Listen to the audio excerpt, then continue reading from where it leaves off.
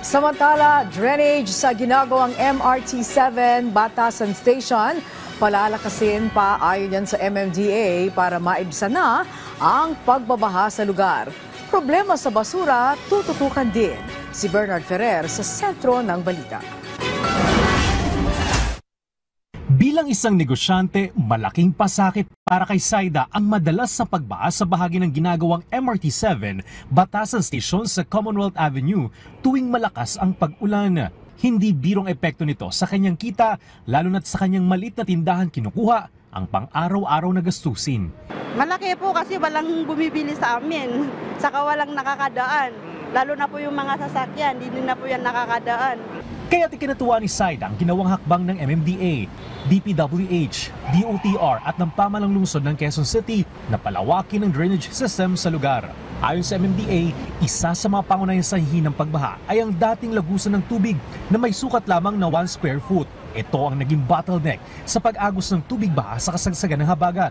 Bilang solusyon, gumawa ang mga otoridad ng dalawang panibagong inlet na may sukat na 2 meters by 3 meters bawat isa.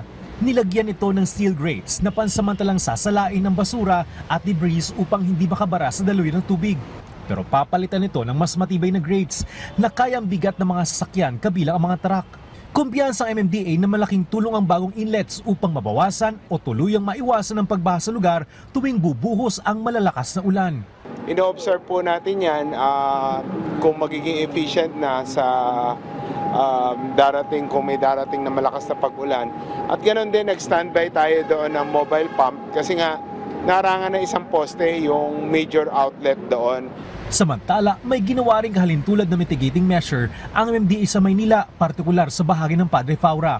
Lagyan na lang din namin muna ng mobile pump para ma-pump out yung tubig mula sa Padre Faura papunta sa Manila Bay, bypassing yung Dolomite para wag po siyang masira.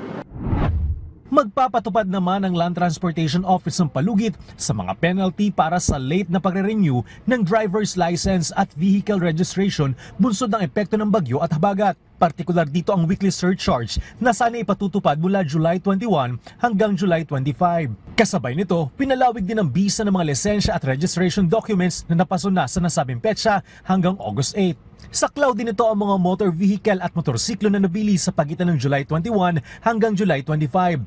Ang mga sales invoice ng mga bagong sakyan ay uurong ang petsa sa August 8 upang hindi makakuha ng penalty sa late registration.